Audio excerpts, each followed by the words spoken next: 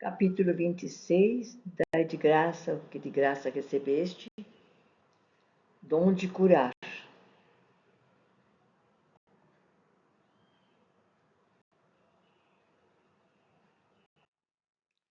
Restitui a saúde aos doentes, ressuscitai os mortos, curai os leprosos, expulsai os demônios.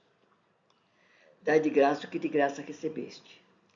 Dai de graça o que de graça recebeste, diz Jesus a seus discípulos. Com essa recomendação, ele prescreve que ninguém deve cobrar por algo que não custou coisa alguma.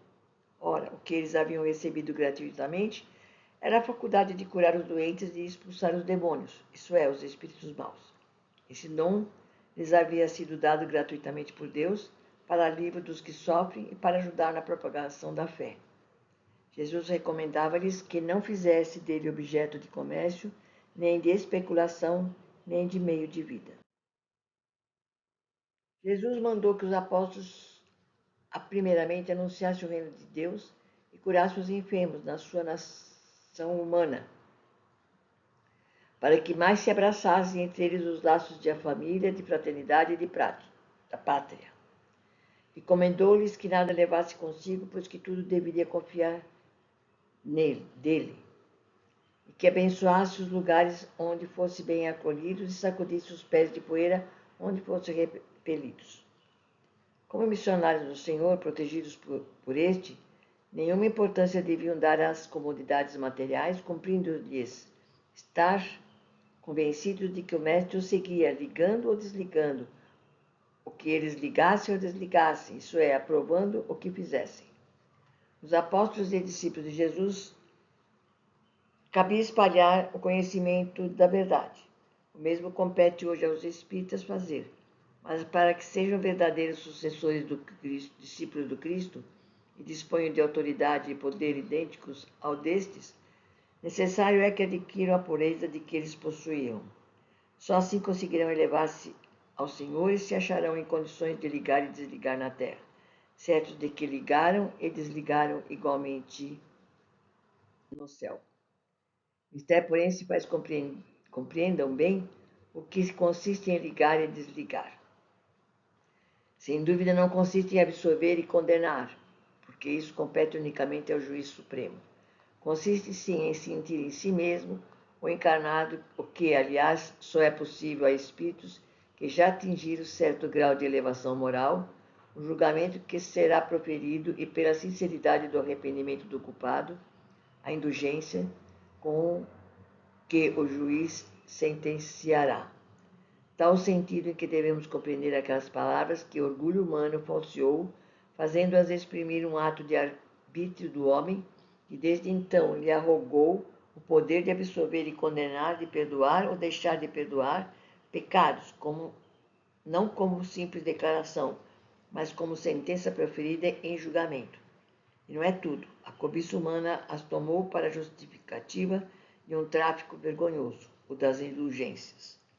Os discípulos fiéis de Jesus eram espíritos elevados, que se não deixavam dominar pelo sentimento de animosidade pessoal, médiuns inspirados, que sob a influência espírita se achavam em condições de apreciar o valor daqueles a quem se dirigiam.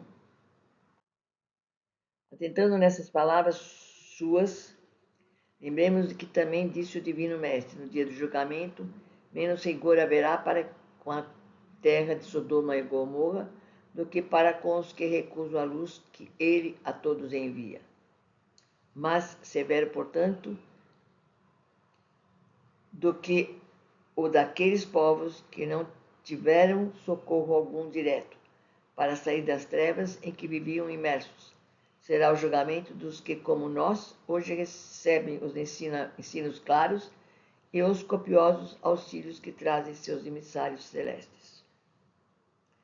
Longa será para os que recusarem esses ensinos e auxílios, ou fizerem mau uso deles a duração das provas e expiações. Haverá para os que assim procederem eternidades de sofrimento correspondendo à eternidade de faltas. É claro que o termo eternidade se acha aqui empregado em sentido relativo, como corresponde à frase penas eternas, para exprimir prolongadas expiações da retracidade e através de sucessivas reencarnações em mundos inferiores e mesmo à Terra. A única eternidade real que se possa citar é Deus. Embora Jesus e seus discípulos tenham feito curas especiais e o Espiritismo atualmente também faz, o que realmente Jesus quis dizer é a cura moral, porque o Evangelho é a lição divina que ensina a humanidade a se curar de suas próprias imperfeições morais. Curai os enfermos, isto é, ensinai aos homens a evitarem o mal, para que não sofram suas dolorosas consequências. Ressuscitai os mortos, isso é, ensinar que a morte não existe e que o outro lado do túmulo o espírito continua com a sua vida eterna. Limpai os leprosos, isso é, ensinar os pecadores a se regenerarem e esclarecer os ignorantes sobre as coisas divinas. Expelir os demônios, isto é, encaminhar os espíritos obsessores, estimulando-os ao perdão e à prática do bem.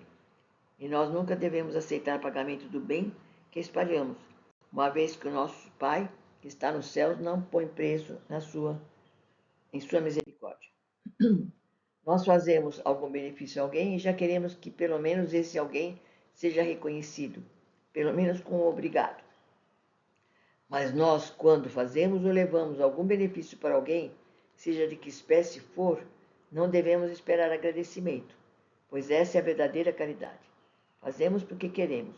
Temos a liberdade de escolher fazer ou não. Se escolhemos fazer, então não esperemos agradecimentos. Deus nos dá oxigênio para podermos continuar respirando. Nos dá a chuva para que os reservatórios de água não terminem. Nos dá a terra para que através dela nos alimentemos. Nos dá o sol para nos aquecermos. Nos dá a noite para o nosso descanso. Nos dá o corpo físico perfeito, que podemos crer é a mais perfeita máquina em funcionamento e que nós é que a prejudicamos através de nossas imperfeições morais.